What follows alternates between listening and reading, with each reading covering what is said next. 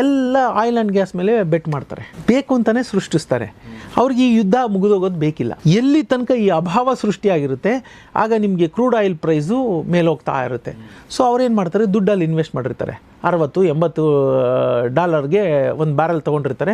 ಅದು 120-130 ಹೋದಾಗ ಅದನ್ನು ಕೋಟ್ಯಾಂತರ ಬ್ಯಾಲರ್ಗಳಲ್ಲಿ ಆ 8-40 ಮಾಡಿ ನಿಮಗೆ ಅದು ಎಷ್ಟು ಸಾವಿರಾರು ಕೋಟಿ ಲಾಭ ಮಾಡ್ಕೋತಾರೆ ಅವರು. ಜಸ್ಟ್ ತಿಂಗಳು 2 ತಿಂಗಳು 3 ತಿಂಗಳು ಇದನ್ನು ಹಿಂಗೆ ಮಾಡಿದ್ರೆ ಸಾಕು. ಅಷ್ಟರಲ್ಲಿ ಅವರು ನಾವು ಇಮ್ಯಾಜಿನ್ನೂ ಮಾಡ್ಕೊಳಕ್ಕಾಗಲ್ಲ. ಏನು ನಾವೊಂದು 1500 ಜನ್ಮ ಎತ್ತರೂ ಅಷ್ಟು ದುಡ್ಡನ್ನು ನಾವು ನೋಡೋಕ್ಕೆ ಸಾಧ್ಯ ಇಲ್ಲ.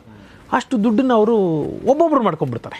ಓಕೆ, ಒಬ್ಬ ವ್ಯಕ್ತಿ ಅಲ್ಲ, ಇಡೀ ದೇಶ, ಎಷ್ಟೋ ಸಣ್ಣ ಪುಟ್ಟ ದೇಶಗಳು 1500 ವರ್ಷದಲ್ಲಿ ಮಾಡೋಕ್ಕಾಗದ ದುಡ್ಡನ್ನು ಅವರು ಒಂದು ಈ ಥರದ್ದು ಒಂದು ಡೀಲ್ಗಳಲ್ಲಿ ಮಾಡ್ಕೊಂಡ್ಬಿಡ್ತಾರೆ. Okay okay. ಸೊ ಅಷ್ಟು ದೊಡ್ಡ ಮಟ್ಟದ ಗೇಮು, ಅರ್ಥ ಆಯ್ತಾ? ಓಕೆ. ಹೀಗಾಗಿ ಯಾತಕ್ಕೆ ಇವಾಗ ನೋಡಿ, ನಾನು ಮಳೆನೂ ಬರ್ತಿದೆ ಬಿಸಿಲು ಇದೆ ಅನ್ನಲ್ಲ, ಈ ಸೃಷ್ಟಿತ ಇದು ಏನಂತಂದರೆ gold and silver is also going down, stock market is also going down. ಯಾಕೆ ಹಿಂಗಾಗ್ತಿದೆ ಅಂದರೆ ಆಯಿಲ್ ಆ್ಯಂಡ್ ಗ್ಯಾಸ್ ಇದೆಯಲ್ಲ ಅದ್ರ ಮೇಲೆ ಬೆಟ್ ಮಾಡ್ತಾ ಇದ್ದಾರೆ ಜನ, ಸ್ಪೆಕ್ಯುಲೇಟ್ ಮಾಡ್ತಾ ಇದ್ದಾರೆ.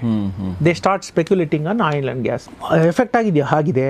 100 ಲೀಟ್ರ್ ಹೋಗೋ ಕಡೆ 20 ಲೀಟ್ರ್ ಹಿಡಿದಾಗಿದೆ, ಇನ್ನು 80 ಲೀಟ್ರ್ ಹೋಗ್ತಾನೆ ಇದೆ, ಏನು ತೊಂದರೆ ಆಗಿಲ್ಲ. ಇವ್ರೇನು ಮಾಡ್ತಾರೆ, ಆ 80 ಲೀಟ್ರನ್ನ ಹಿಡಿತಾರೆ ಬೇಕು ಅಂತಾನೆ. ಇದನ್ನು ನಾವು ಇಲ್ಲೂ ನೋಡಿದ್ದೀವಿ. ಇತ್ತೀಚಿನ ದಿನಗಳ 2014ರಿಂದ ಈಚೆಗೆ ಈ ಥರದ್ದು ಆಗ್ತಾ ಇಲ್ಲ.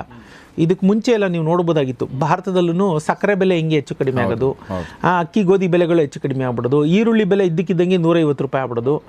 ಯಾಕೆಂದರೆ ತಗೊಂಡು ಎಲ್ಲೋ ಒಂದು ಕಡೆ ಗೋಡಾಮಲ್ಲಿ ಇಟ್ಬಿಡ್ತಾರೆ ಅವರು, ಗೋಡೌನಲ್ಲಿ ಇಟ್ಬಿಟ್ಟಿರ್ತಾರೆ. ಸಾವಿರಾರು ಟನ್ಗಳನ್ನ ಹಿಡಿದಿಡ್ತಾರೆ. ಸೃಷ್ಟಿತ ಕೊರತೆ ಅಂದರೆ ಡಿಫಿಷಿಯನ್ಸಿ, ಕೊರತೆ. ಆ ಕೊರತೆನ ಸೃಷ್ಟಿಸ್ತಾರೆ, ಇಲ್ಲದ ಕೊರತೆನ ಸೃಷ್ಟಿಸ್ತಾರೆ. ಹಾಗಾಗಿ ಎವ್ರಿಬಡಿ ಈಸ್ ಬೆಟ್ಟಿಂಗ್ ಅಂತ. ದೊಡ್ಡ ದೊಡ್ಡ ಸಾಹುಕಾರರು, ಲಂಡನ್ನಲ್ಲಿ ಕೂತಿರುವಂಥ ಸಾಹುಕಾರರು ಇವತ್ತು ಅದ್ರ ಮೇಲೆ ಬೆಟ್ ಮಾಡ್ತಾ ಇದ್ದಾರೆ.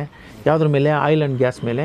ಹಾಗಾಗಿ ಈ ರೀತಿಯ ಒಂದು ಸಂಕ್ಲಿಷ್ಟಗಳು ಇವತ್ತು ಎದುರಾಗಿದೆ. ಸೊ ನೋಡಿ, ಅಂದರೆ ದೊಡ್ಡವರ ಆಟಗಳು ಕೆಲವೊಂದ್ಸಲ ನಾವು ಹೇಗೆ ದಾಳಗಳಾಗ್ತೀವಿ. ಹೌದೌದು, ಲಾಭಕ್ಕೋಸ್ಕರ. ಖಂಡಿತ ಖಂಡಿತ ಖಂಡಿತ. ಸೊ ಆಮೇಲೆ ನಮಗೇನು ಸೇ ಇರಲ್ಲ. ನಮ್ಗೇನಂದ್ರೆ ಮಳೆ ಬಿಸಿಲು ಬಂದ ಹೇಗೆ ಸುಮ್ಮನೆ ಕೂತ್ಕೋಬೇಕು, ಕೆಲವೊಂದ್ಸಲ ನಾವು ಸುಮ್ಮನೆ ಕೂತ್ಕೊಳ್ಳೋದು ಏನು ಮಾಡೋದು ಅಷ್ಟೇ ಮಾಡಬೇಕಾಗತ್ತೆ.